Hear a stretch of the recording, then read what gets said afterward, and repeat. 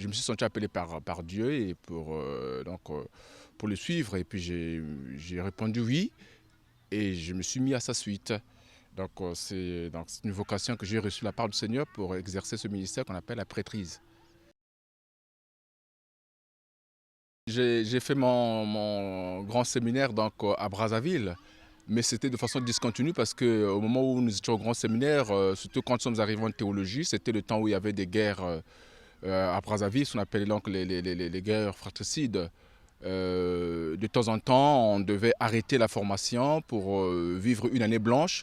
Donc du coup, j'ai passé, au lieu de 7 ans, j'ai passé presque 10 ans au séminaire. 10 ans au séminaire, donc il y avait donc le temps d'études, le temps, on nous envoyait donc en stage pastoral en attendant que ça reprenne au séminaire.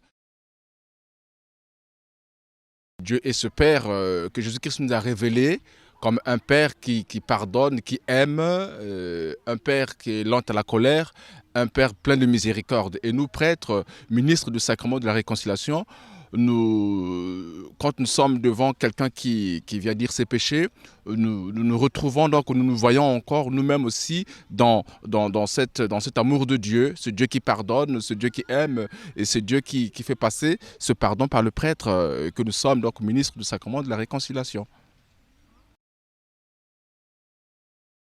Il y a toujours l'assistance du Saint-Esprit. Hein. Moi, par rapport à moi, quand je prépare mes homélies, je prends tout mon temps de d'abord prier, d'invoquer le Saint-Esprit. Et puis après, je commence à travailler en m'appuyant sur le texte. Et surtout, en étant toujours actuel par rapport à ce que le peuple de Dieu vit. Voilà, parce que le message du Christ, il restera toujours actuel.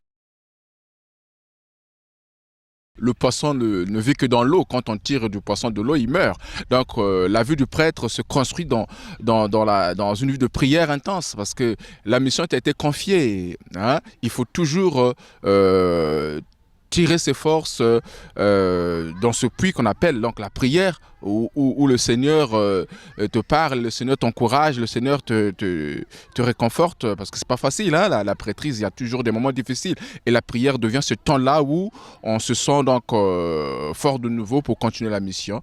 Je n'imagine pas vraiment une vie de prêtrise en dehors de la prière et sans prière, c'est pas facile.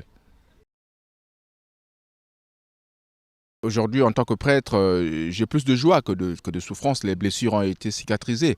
Et la joie, c'est de se retrouver dans ce ministère qu'on a vraiment voulu vivre, hein, qu'on a attendu de tous nos vœux. Et puis, une fois devenu prêtre, ben, on est là dans le ministère. Et on a de joie à rencontrer des gens, à partager la parole de Dieu, à exercer le ministère, surtout à administrer le sacrement de Jésus-Christ, qui sont l'expression de l'amour de Dieu.